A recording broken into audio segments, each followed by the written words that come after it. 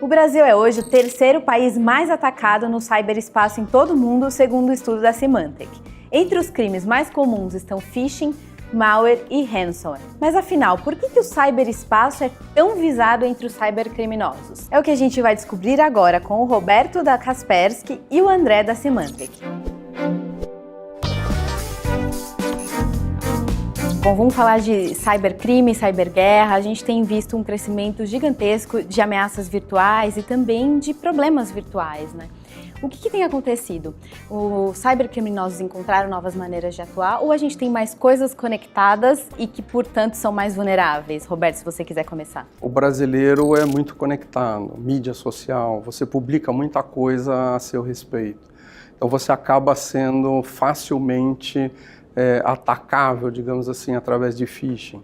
Segundo, a segurança no Brasil ainda é muito encarado como uma commodity. A maior parte das empresas investe pouco, investe mal. Ainda se acredita muito no grátis. A gente costuma brincar que o grátis sai caro. Não existe nada grátis. E em terceiro, toda vez que você tem uma segurança mais falha, você tem uma capacidade do outro lado de conseguir dinheiro rápido e fácil. O nosso dia a dia, né, nas empresas, as empresas têm ali que produzir, que entregar negócio e tudo mais. Então, a defesa cibernética ela é importante, mas as empresas muitas vezes não têm o devido tempo adequado ou recursos suficientes para dar atenção ao tema. E o lado atacante, o lado inimigo, ele, em geral, ele tem essas variáveis de sobra. Ele tem tempo, ele tem conhecimento. Então ele consegue, ali devagar e sempre, ir encontrando as brechas, as falhas. Como o Roberto comentou, ele consegue investigar os alvos, achar o ponto fraco. E a partir daí entender qual a melhor estratégia que ele tem que tomar para poder ter sucesso na sua investida. Seja essa, invadir uma corporação para roubar dado, seja atacar uma pessoa, seja fazendo phishing para roubar a credencial de uma rede social, coisa parecida. Então são vários cenários que eles, em geral, têm essa vantagem que é de tempo e conhecimento à disposição deles. E também há muito compartilhamento de conhecimento entre eles. Coisa que um ataque acontece numa empresa, a empresa realmente ela não quer que isso venha a público, ela vai tentar tratar sozinha ali e tudo mais. Ela não compartilha com seus pares, etc. E do outro lado, do lado criminoso, esse compartilhamento acontece muito, né? É gente comprando e vendendo técnicas de ataque, etc. Então, há mais compartilhamento de informação também do lado do inimigo. Então, faz com que eles, muitas vezes, tenham mais sucesso. Eu diria que complementando o que o Carreiro está falando, existe uma terceira coisa.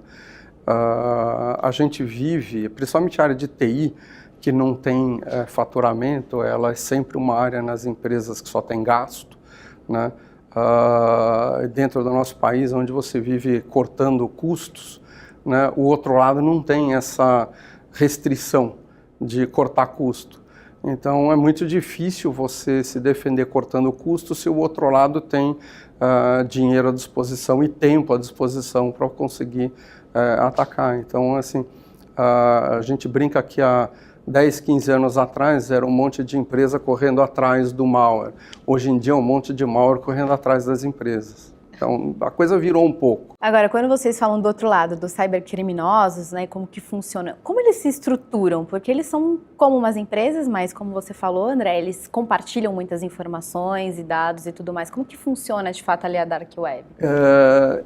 Eles não só compartilham, como por incrível que pareça, por exemplo, alguns anos atrás no Brasil, a gente tinha um site estilo um Serasa, um SPC, onde o criminoso reclamava, porque o que acontece? Hoje você não precisa ser um hacker para fazer nada, eu posso contratar o malware de alguém, eu posso contratar o phishing de outra pessoa e eu faço esse ataque, na verdade eu terceirizei. E depois eu não paguei ninguém, então existia um lado, a gente acabou conseguindo derrubar isso aqui no Brasil, mas você tinha um lado onde ele falava, olha, esse cara aqui, olha, eu estou mostrando as minhas provas, ele não me pagou, então você podia negativar o criminoso. Isso hoje são empresas, né? E o pior é que o físico está se aproximando do digital. O criminoso, ele sempre é realmente criminoso, né? Ele tem essa índole de fazer algo que não faz bem à sociedade, então ele vai querer roubar. Ele roubava no mundo físico. Ele viu que é mais fácil, muitas vezes, mais lucrativo e menos arriscado ele cometer seus roubos no mundo virtual. Ele tem meios de ir nesses marketplaces, digamos, são como fossem shoppings de malware no mundo lá no underground, na Deep Web, e se ele não tem como criar a tecnologia para poder invadir um sistema, ele pode ir lá e comprar a tecnologia. E ele passa a usar. Então você tem nesse mercado gente que produz digamos, a tecnologia que vai ser usada numa invasão, vai explorar uma falha no sistema operacional, no navegador, etc. E tem, aí sim, geralmente são os mais criminosos ou coisa parecida, que vão lá e fazem uso dessas ferramentas para poder entrar. E coisas que o Brasil se lembra, né? E alguns anos atrás ficou bastante comum o malware do boleto. Tá? Desde a internet, hoje a responsabilidade sua como consumidor, se não recebeu a conta, de alguma maneira arrumar uma segunda via para pagar. Né? Normalmente a gente faz isso pela internet, inclusive acho que hoje em dia a única maneira que a gente tem. Se você tem alguma coisa no seu computador que muda aqueles números que a gente digita para quando a hora que vai pagar, ao invés de eu pagar para minha conta de luz, eu deposito dinheiro numa conta de alguém. Isso foi o famoso malware do boleto. Né? Esse malware foi feito, a primeira versão dele, em cima de um malware bancário chamado Zeus, que se tornou open source em 2011. Então, eu tenho o fonte desse malware aberto na internet. Em 2017, quando a gente teve o WannaCry que praticamente parou o mundo, para muita coisa realmente parou o mundo, foi em cima de uma vulnerabilidade, como o Carrarete estava falando, que vazou na internet. O Eternal Blue, uma vulnerabilidade do sistema operacional da Microsoft. Então, vaza, aí todo mundo tem aquilo ali à disposição, a informação está disponível para todo mundo, tem aquela brincadeira, né? Se caiu na internet, não sai de lá nunca mais, né? Então, hoje eu não preciso gastar muita coisa para fazer isso. Agora, esse é o lado quando a gente está falando de cybercrime, né? Existe o outro lado hoje que é mais complicado, que é quando você fala um pouco de espionagem, onde você fala de países. Aí sim a coisa muda um pouco de figura. Entra o lado que a gente fala de zero day, essas coisas custam caro, muito caro. Agora, André, quando a gente fala de ciberespionagem, vem à tona o tema de que tudo pode ser espionado. Uma TV, o celular, a câmera do seu computador, um carro conectado. Isso de fato é verdade? Bom, qualquer dispositivo que tenha, digamos, uma câmera, um microfone, e esse que você citou tem esse tipo de função, eles podem, como são computadores, podem ter vulnerabilidades que podem ser exploradas e a partir daí ser usado como veículo de monitoramento. Que a gente fala, né, o quanto que os telefones têm esse potencial de causar esse tipo de dano, uma vez que quando você instala um aplicativo no telefone, ele muitas vezes pede essas permissões, permissão para acessar a câmera, permissão para acessar o microfone, sem nem necessitar daquilo para o seu funcionamento normal. O ponto para as empresas principal é entender que esses riscos existem. Uma vez que eles são conhecidos, você poder traçar estratégias que vão mitigá-los para que você possa usar a tecnologia para o seu bem, ou seja, para poder dar benefício para a sua empresa de forma segura. Então, por exemplo, o caso das televisões. Muito comum hoje você chegar numa empresa e você não tem mais em sala de reunião um projetor, você tem televisões. 55 polegadas, 80 polegadas ou 100 polegadas, que seja. Muitas vezes essas televisões estão conectadas na própria rede corporativa. Devia ter um segmento de rede apartado da rede corporativa, porque esse elemento que pode se tratar de conexão à internet, ele requer cuidados especiais. Você não pode instalar nele um antivírus, você não pode... Muitas vezes o ciclo de atualização de software desse tipo de dispositivo ele é curto, ou seja, o fabricante lança a TV hoje, daqui a um ano e pouco depois não tem mais atualização de software. Então assim, você tem que entender que ele é um ativo que está conectado à sua rede e que ele possui riscos. Então como eu posso mitigar esses riscos para poder continuar usando esse ativo? As empresas têm que entender que segurança não é só produto. Uma cultura, a gente ainda né? tem um pouco desse lado de que eu tenho um problema, compro uma solução, instalo a solução e estou seguro. Não.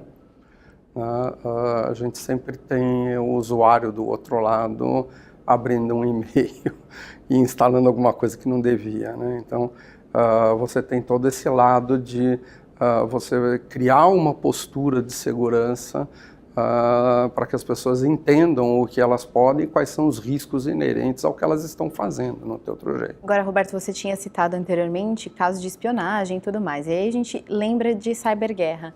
Muitos governos têm usado isso como ferramenta para acabar prejudicando outros governos, né? Tem algum caso emblemático que você lembre agora? Todo mundo espiona todo mundo. Tá? Vamos deixar isso bem claro. Eu acho que seria bastante ingênuo da nossa parte imaginar que não seria usar a vigilância cibernética para substituir, melhorar ou alguma outra maneira o que se fazia antigamente físico. Tá? Todos os países hoje têm, de alguma maneira, uma capacidade de defesa e de ataque cibernético. Tá? O Brasil tem. O mundo descobriu que isso existia em 2007, quando a Estônia foi atacada com um ataque de DDoS. Mas o que realmente o marcou, e é o marco nisso, que foi provavelmente a primeira cyber weapon, né, a primeira coisa, foi o Stuxnet, que atacou as usinas de enriquecimento de urânio do Irã, e eu não diria que acabou, mas atrasou em muito tempo a capacidade do Irã de criar sua bomba atômica. Mas hoje existe uma coisa chamada Talim Manual. É um manual de tentativa de fazer com que a legislação que a gente já tem física se adapte à parte digital, nessa parte de cyber warfare, que se chama, né? A ponto de eventualmente reconhecer que um ataque é violento o suficiente para permitir que o país atacado se defenda fisicamente. Isso provavelmente vai fazer com que fique no mesmo estado que a gente tinha de Cold War, Guerra Fria, que nunca se transformou numa guerra quente, né? Porque eu posso atacar alguém digitalmente e sofrer um ataque físico. Espera um pouquinho, deixa eu parar um pouco, porque aí o físico eu posso efetivamente acabar com o país. Nós temos também essa questão da posição do país nesse ecossistema geopolítico. O Brasil ele tem uma índole pacífica e tudo mais. Então ele não está no eixo principal de, digamos, ataque e contra-ataque. Mas tem outras nações, que a gente conhece aí da mídia, que são mais, digamos, proeminentes. Ou seja, tanto se a gente for olhar o poderio bélico tradicional que esses caras possuem, isso um pouco reflete no poderio bélico cibernético também, né? Obviamente são países que fazem muito investimento nesse setor e tem também, obviamente, desviado bastante atenção para poder melhorar suas capacidades, não só de ataque como de defesa, nesse vetor cibernético também. Como hoje tudo é conectado, como a gente tem falado aqui desde o começo, você tem capacidade de poder entrar, monitorar, destruir esses ativos cibernéticos, ou usar dos ativos cibernéticos para destruir ativos físicos, é uma capacidade muito importante para os governos, não só agora, como também no futuro próximo. Infelizmente, esses ataques acontecem no que a gente chama de infraestrutura crítica, né? E essa é uma área que ainda usa produtos, máquinas, sistemas operacionais de 15, 20 anos atrás, que foram adaptados para se conectar na internet, para facilitar o gerenciamento, mas não tem segurança absolutamente nenhuma. Nada, zero. Nenhum país, nenhum governo está efetivamente preparado para esse tipo de ataque. Nenhum. Agora, para finalizar, quando a gente fala de proteção, o que a gente pode fazer como empresa, como pessoas, para se proteger? Desligar tudo, voltar para o mundo das cavernas, se comunicar por fumaça, escrever na parede? O que vocês recomendam? Não é nada disso. Segurança é uma coisa importante, as empresas têm que reconhecer que isso é um investimento de longo prazo. É uma coisa que não dá para você fazer meia boca, não dá para você fazer, e eu já ouvi isso de vários CIOs, não, a gente vai pôr essa segurança, mas só na parte crítica, o resto a gente não vai pôr. É melhor não pôr nada, né? Então a gente tem que efetivamente ter uma postura de segurança mais consciente, né? E assim, de novo, eu vou usar a mesma frase, segurança não é produto. Se as empresas continuarem só investindo em produto e não investirem em pessoas, não vai adiantar nada. Ela pode investir o que ela quiser, ela pode comprar o melhor produto que ela quiser, ela vai continuar com problemas. Certo. André, alguma recomendação? A segurança é muito alinhada com a análise de risco. Então, tem que se fazer análise de risco, de impactos que a falta de segurança vai trazer ao seu negócio, à sua operação, para você poder priorizar os investimentos e fazer a aquisição de tecnologias e estruturação de processos de forma adequada.